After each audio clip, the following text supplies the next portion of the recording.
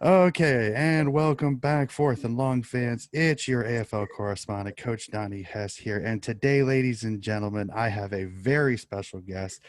Normally, all the people who have listened to the first few episodes of this series, I usually get into a little bit of who I'm interviewing. But today, we have a very special guest coming all the way from Melbourne, Australia. One of the few Americans who I know of connected to the AFL is the Richmond football president, Miss Peggy O'Neill. Peggy, how are you doing? Thank you so much for doing this interview. It is such an honor to be able to talk with you today. Well, thank you. Thanks for the invitation. I'm doing fine. You know, premierships tend to make all the world look pretty rosy. So if you're involved with the Richmond Football Club right now, and Tigerland, as we call it, all of Tigerland is pretty happy. Yes, 3 out of the 4 premierships can definitely make you very, very, very Yes. happy. So Yeah. So that is awesome. But just kind of going off of it. So you're an American, you're in Melbourne, Australia, you're now part of the Richmond Football Club, but just a little bit about you before arriving into Melbourne, kind of a little bit about who you were before you decided to up and relocate to Melbourne, Australia. Okay. I was born in West Virginia, and my father was a coal miner when I was born. And we lived in little coal mining towns for my first few years. Uh, I then spent most of my schooling years from like grade 5 onwards in Virginia. We moved just across the border to, it's still in the Appalachian coal fields, but in a slightly larger town. It was 5,000 people instead of 25 people. So I grew up in that sort of really beautiful part of the country. You know, 4 glorious seasons that you had, and I must say that being here in Australia now for 30 years, when I get most homesick is when the seasons change, because I can imagine what's happening back in West Virginia and Virginia. So I went to Virginia Tech for undergraduate school, and then went to the University of Virginia for law school, and became a lawyer and practiced law in Virginia for a little while with a couple of firms. And I started really loving traveling. And on one of those trips, I met an Australian backpacker in a bar in Greece. And a couple of years after that, we got married. And he was from Melbourne. And at first he thought he could live in the States, but I was still living in small towns, and he missed the big city sorts of things. And so I said, well, okay, I'll give it a go. And that was 1989, and I'm still here. I had to get requalified to practice law, so I had to go to a year's law school here, and found a job sort of right away, and worked at that firm for 20 years, and now I'm a consultant to another firm, and I've specialized in financial services law and what you would call pension law or employee benefits. I've done that here. But I moved to the suburb of Richmond, which is where the Richmond Football Club is sort of headquartered, and the Melbourne Cricket Ground is right next door. And so with that sort of environment, you couldn't help but become interested in Australian rules football. And I was always a sports fan, and many of your listeners will probably identify with, you know, small town life in America is much like small town life in Australia, that a lot revolves around sporting club, you know, sporting teams, and the church. And those are sort of the social activities. And so I was always a great fan of sport, but growing up where I did, and in that time, you know, girls didn't get to play much of anything. If there was one ground, that ground went to the boys' teams. And but we did have at Grundy Senior High School, where I went to school, a high school, we did have an exhibition, couple of matches every year where the girls got to play gridiron, I'll call it, just to distinguish it from Australian rules football. And I was a quarterback and had great fun with that. And then when I went to Virginia Tech, there was an intramural competition, you know, touch football, and I did that for a little while, and then academics sort of took over. But when I came to Australia, my father just loved all kinds of sport, and I did all kinds of things with him, you know, played softball and those kinds of things, and bowling. He became a bowling champ. Then he took up golf and taught himself and became a, you know, single-digit handicapper. And he was just one of those guys who loved everything. And so when I came here, it wasn't a big leap to just fall in love with Australian rules football. I remember my first game in person, just thinking, how big is the ground and how fast do they move, and all shapes and sizes, and how many people are on the ground at any one time. So I didn't have any problem at all in thinking, I want to see more of this. And living in Richmond, and I still live in Richmond, I picked them as my team. And so little by little got to know more about the sport and more about the club. That's an amazing story. So you marry an Australian, you move to Australia. So how is it that you get involved with the Richmond Football Club? I mean, you would think most Australians wouldn't want an American in it. So how did you kind of get involved in the Richmond Club, and how did you find yourself now the president of the Richmond Football Club? Oh, well, as I was saying, I enjoyed the sport, and I live within walking distance of the MCG where we played most of our games, and so I became a member. And unlike American sport, the sort of model over here is sort of a mutual, where the members are like the shareholders, and we don't have private ownership of sporting teams. So I thought I'll become a member and support my local club, because Richmond was going through terrible financial circumstances. And there was a threat in 91, 92, where I was just sort of becoming conversant with what was going on, a threat that they might go under. And I thought, well, I'll support my local team. And then you find out, once you get involved, well, you can get a better seat if you pay more for a membership, and you can pay a little bit more, and you get to go to these lunches or dinners. And so little by little, I just sort of made the decision to support the team as best I could financially, and met a few people. One of the things about sporting clubs, I think that maybe the general population and organizations and institutions could learn from is they're pretty open to everybody. If you support the team, there's a common purpose right away. And they might ask questions just as you did, how come an American is interested? But when you're watching a great sport, it doesn't matter what your nationality is. So I think it gives outsiders like me a sense of what the country's about and what sort of matters. It also gives you an avenue or a tribe to belong to sort of right away. And right now, you think you might have differences in lots of ways, but as soon as you find out someone's a Richmond supporter, well, you're friends. And so I think that a lot of that bringing people together is an important function of football clubs. So no one really minded that where we were from, and if anything, they wanted to learn more about how do you compare gridiron to Australian rules? What do you think they're different? And most of the coaches and players here really like to watch NFL. And I try to explain to them that college sport is really important in America, that if you don't live near a professional team, you support your local team, and almost every town has one. And so that's a bit different. And then over time, I was asked to join the board.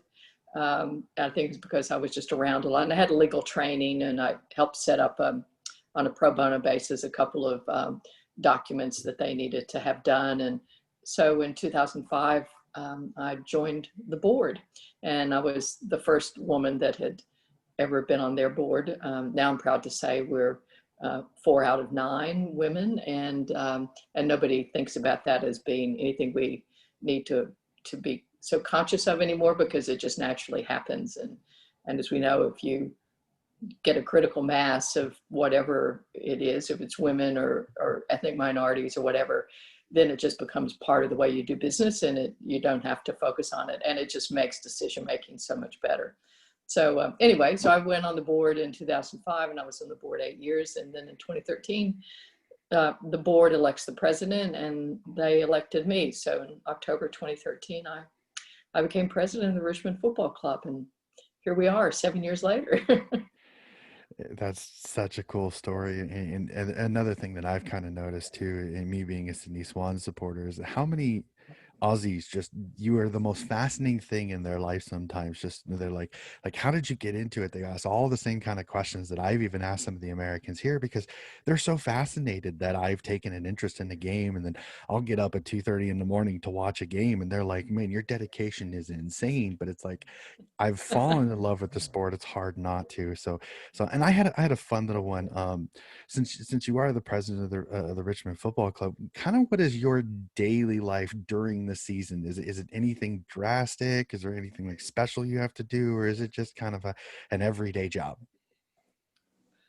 Well, I'm a volunteer. I'm not one of, we have a CEO who runs the place, Mhm. great CEO, great management team. So I'm sort of like, I chair the board, and we, set strategic direction. We worry about money all the time.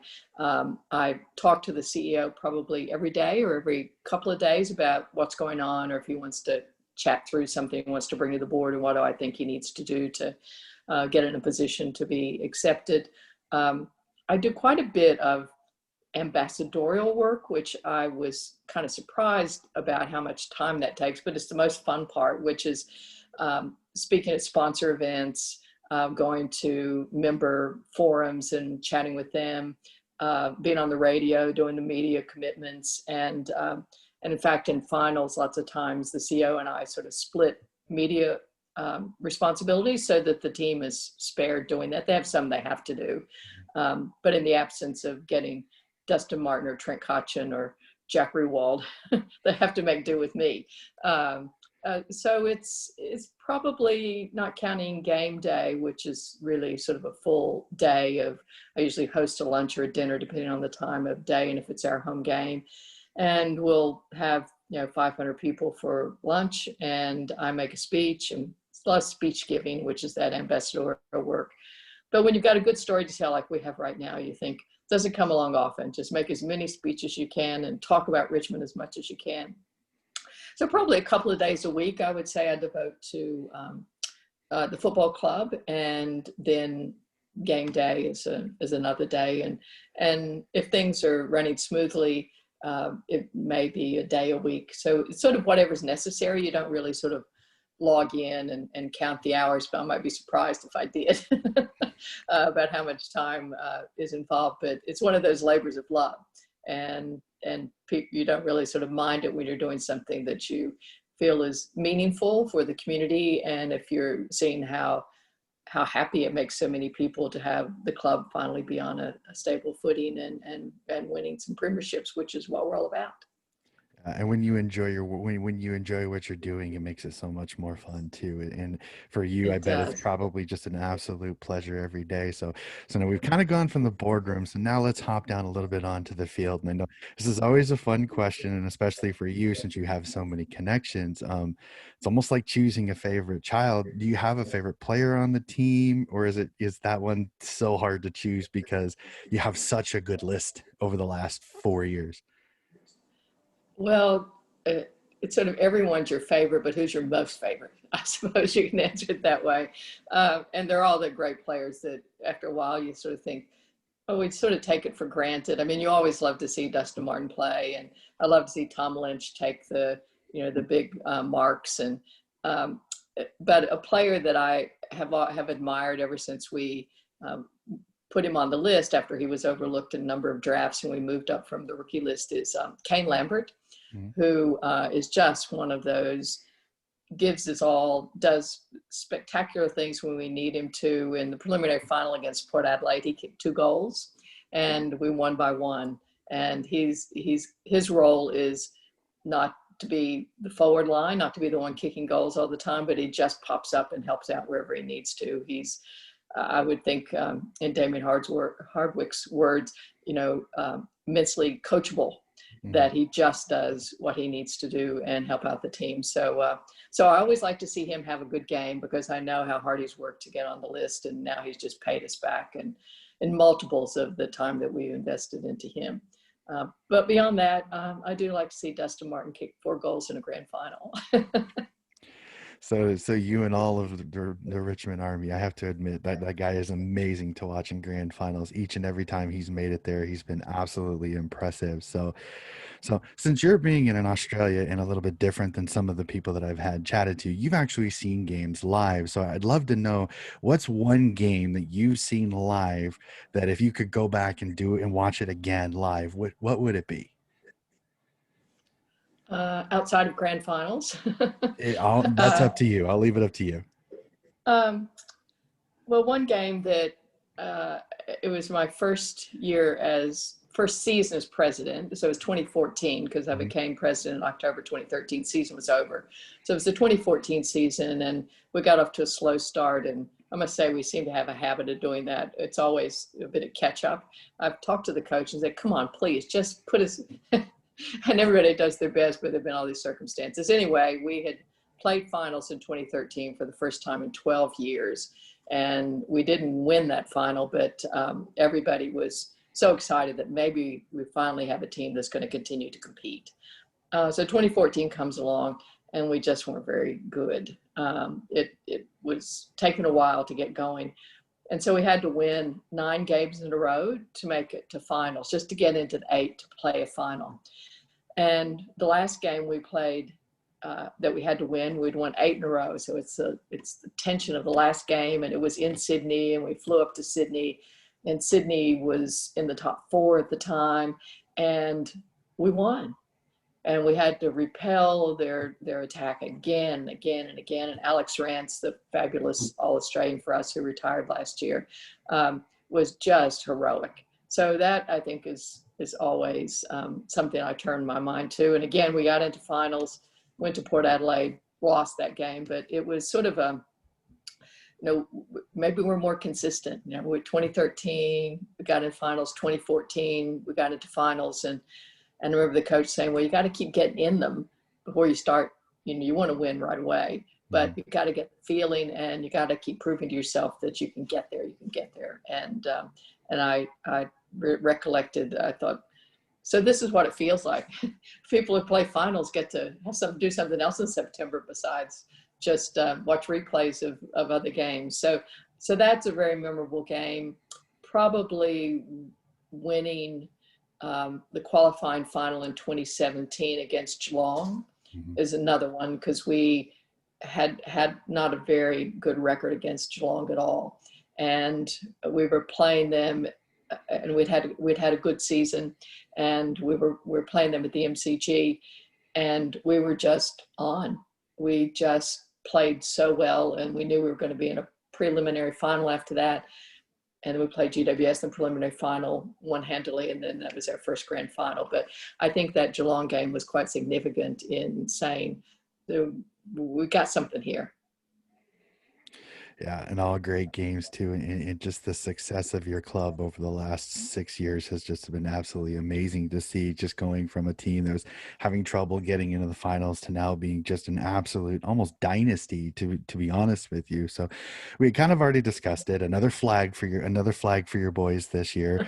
But I mean, what were your kind of thoughts on the season? I know it was kind of just crazy with COVID and the hubs and all the movement, and then some of the issues off the field were a little bit crazy for your club this year. So kind of what are your thoughts on this year's team, and kind of the able to pull up your bootstraps and get another flag for the Richmond Army?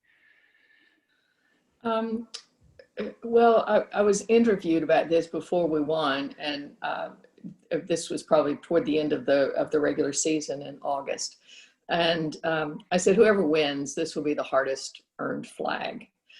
When I think about the season, it, it, as president's gone from being so close to what happened to the fact that everyone was in hubs in Queensland to being so removed from what happened, and you start to miss that day-to-day interaction you have just by everybody being on the street. Besides COVID, and Victoria, the state where Melbourne is, was in lockdown for a very long period of time.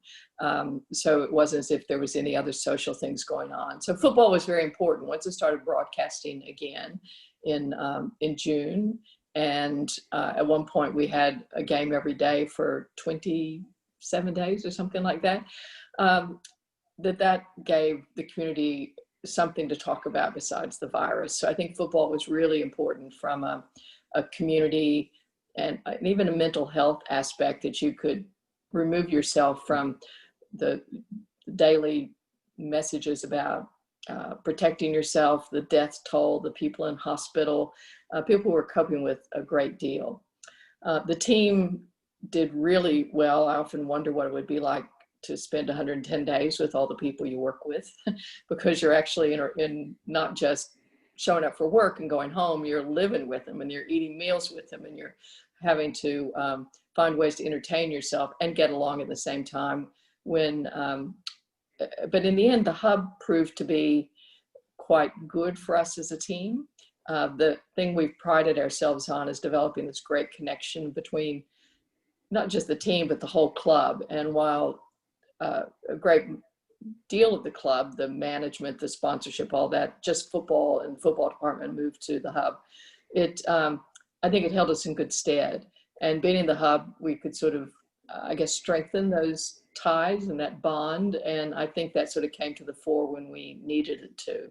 So I think it showed a great deal of mental and physical resilience, one, to play football that often, and then secondly, to keep focused when I would say everybody who was in the hub had family members back in Melbourne or in Western Australia or South Australia who were doing it tough with COVID, and you weren't there to support them and they weren't there to support you.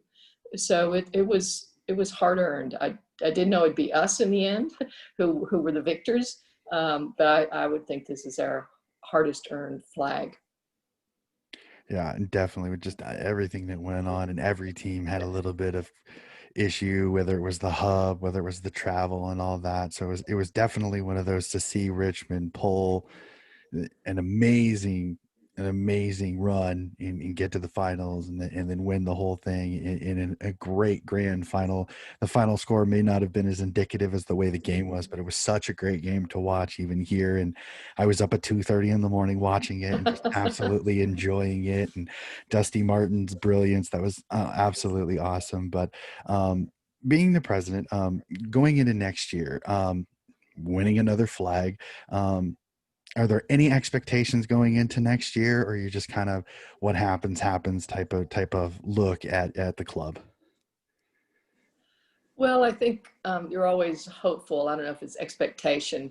Um, the longer that I've been involved with football and the more games I've gone to, I've sort of come to expect nothing, in the sense of the game just reveals itself as it goes along. You hope no one gets hurt, but sometimes people are injured and that changes your plan.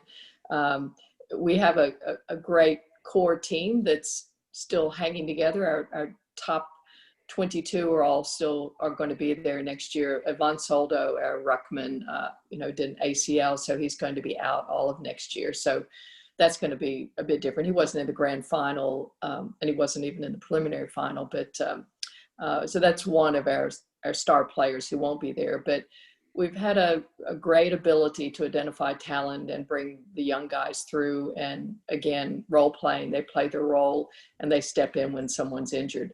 So I think we should be able to be highly competitive again. I think everyone aims for top four. It makes a bit nervous when people start expecting things to happen and you think, is that us and can we buy into it? But people are pretty level-headed, and I think that the great competitive nature of, we're not done yet. We have an opportunity to keep going, and there will be people who will be playing next year who haven't won a flag, who want to have their name on a premiership trophy as well. So I think we'll compete hard. We have some great players who are going to continue through. We'll have some new people come in who are familiar with the Richmond system and are being trained in that sort of way. So, what we try to do as a club is to be thereabouts. And I think if you can sustain in any year we have a chance to win, that's what excites fans. That's what players want to be with a group that thinks like that. And I don't see any reason that we can't be thereabouts again. Yeah, and I love that. There's no expectations, but just such a good team coming back next year, and they're so good at making sure that if they do lose players, that they have another young kid coming in. We just recently had the draft, so there's always room for improvement and all that. But for me, I'm a big proponent of the women's game. I'm the coach here, and I've been so excited this last Oh, season that we had six new great. players. We had six women who were playing here in Des Moines. So I thought, as the president of the Richmond Football Club, with the AFLW season on the horizon coming up here really soon, I mean, what's your excitement level for the Richmond Football Club women's team? Do you think they're a little bit better season this year after last year being their inaugural year and having a little bit of struggles, but first year teams, as that's going to happen. So, what are Mhm. your thoughts in the AFLW season coming up? Well, we've made quite a few changes. It's our second year, and what you're looking for is improvement. We hadn't won any games last year, but then the season was called because of COVID, so it wasn't allowed to complete. But this year is going to be 9 games plus a 3-game final series. Last year, I was at the game where Captain Katie Brennan was concussed and she didn't play again for that. It was a terrible concussion, but she's fully recovered now, so she'll be back. We had the #1 draft pick this year, so it'd be interesting to see how well she does. And we're finally seeing a group of young women, which she is. She just finished high school equivalent, and she's Mhm. 18. But they've been playing football for a while now. It's not as if they're coming from other sports. You know, she was trained to be a football player. So I think we'll see a great skill improvement. We had the #1 draft pick the year before, Sophie Moylan, and so we've got quite a bit of talent, and we're starting to see young women who already know the game and don't have to be taught. We also have a new coach this year who used to be a coach in our men's program, and his wife was an Olympic gymnast and coach, and she had been working with our women's team.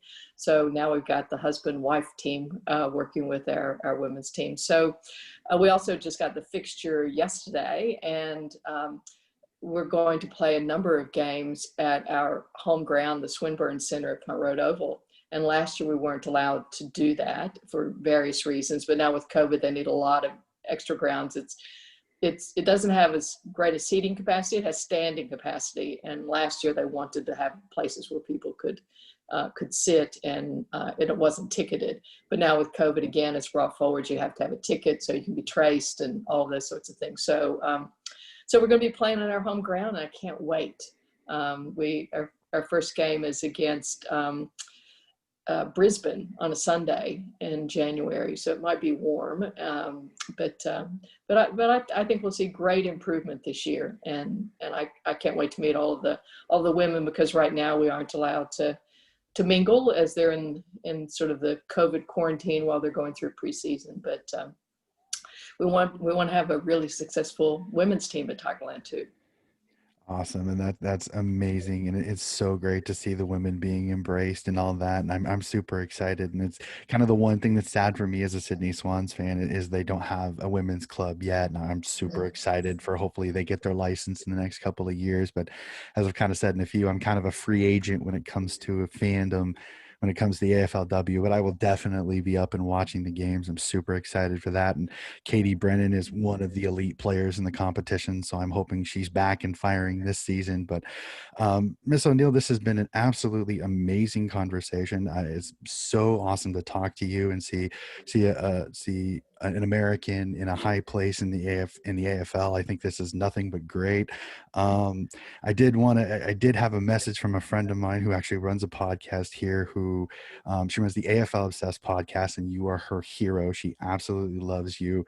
I'm hoping that she gets a chance to talk to you sometime, because in her podcast, she had a superstar of her podcast, and you were her first. So she was super excited about that. In fact, Oh, she that's very nice to she was know. she was over over the moon when she heard I actually had this opportunity. So, Rosanna, this is a quick shout out to you.